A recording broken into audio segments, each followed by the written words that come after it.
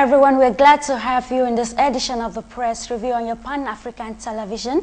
We'll give you papers from Africa and outside the continent. Our first stop will be in Zimbabwe, and we'll be looking at the Zimbabwean.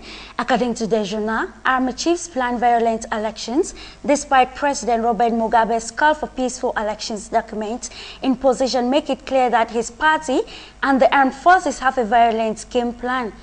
A document leaked to the Zimbabwean shows that the team is headed by Brigadier General A. Choga, chairman of the Chikumba District War Veterans Association. This move is in the bid to drum up support for ZANU ahead of elections. Also, the journal says a veteran ZANU Politburo member has named Joyce Mujuru as President Mugabe's successor. The party's administrative secretary, Didymos Mutasa, put the lead on the long drawn-out succession issue that has created fissures in ZANU for many years. Read more on the Zimbabwean. Taking you to South Africa, we'll be looking at Cape Times. The paper writes on its front page, 20 injured at City concert. At least 20 Linkin Park concert goers were injured, 3 in critical conditions, when the advertising hoarding and its scaffolding collapsed on them outside the Cape Town Stadium. According to emergency spokesman Kerry Davids, there were apparently heavy strong winds that blew over the stand. In another development, searing temperatures and a decision to abandon a blush down 4x4 and walk through the harsh Australian desert has claimed the life of a young South African citizen. Read more on Cape Times, South Africa. Still in South Africa, now looking at Business Day. According to the paper, President Obama's election victory will do little to alter the standoff in Congress that frustrated him in the last 2 years of his first term in power. The Republicans retained their majority in the House of Representatives, while Democrats against the odds increased their majority in the Senate to 55 to 45 from 53 to 47. Barack Obama has become the first sitting president since the Second World War to win the re-elections with an unemployment rate as high as the current 7.9%. Also in the paper, South Africa Public Service Commission PSCC's public servants should be prohibited from doing business with the government. It has proposed the radical measures to combat the corruption plaguing state administration. Now taking you to Nigeria, we'll be looking at Business Day in Nigeria.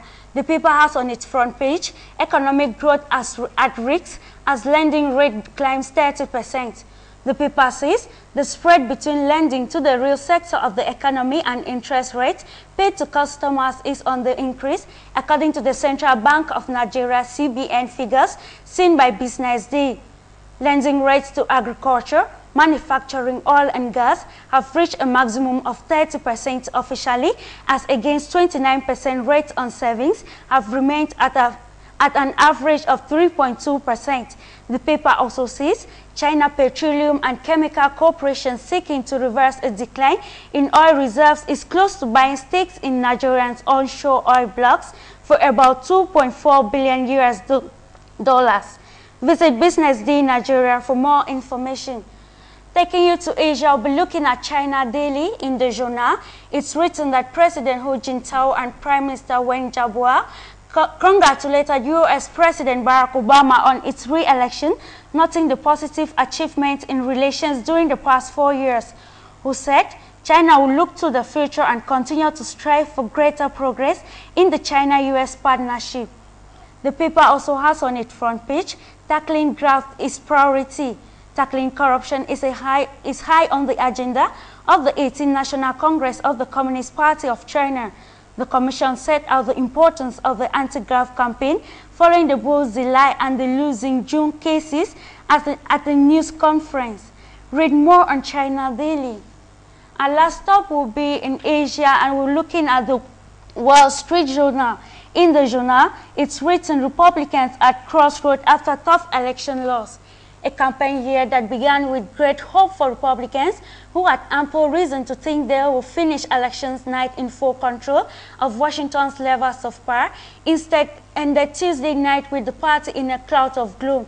A Democrat leader, Barack Obama, who ran with the national unemployment near or above 8% for most of the year, a job approval rating below the 50% mark, managed to win another term in office.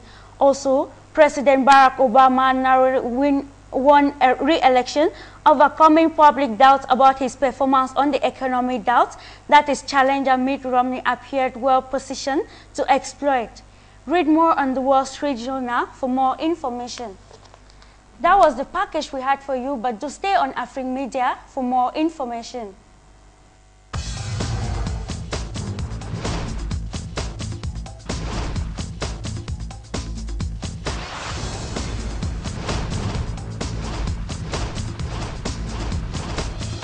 Le nouveau numéro de votre magazine Afrique Éducation est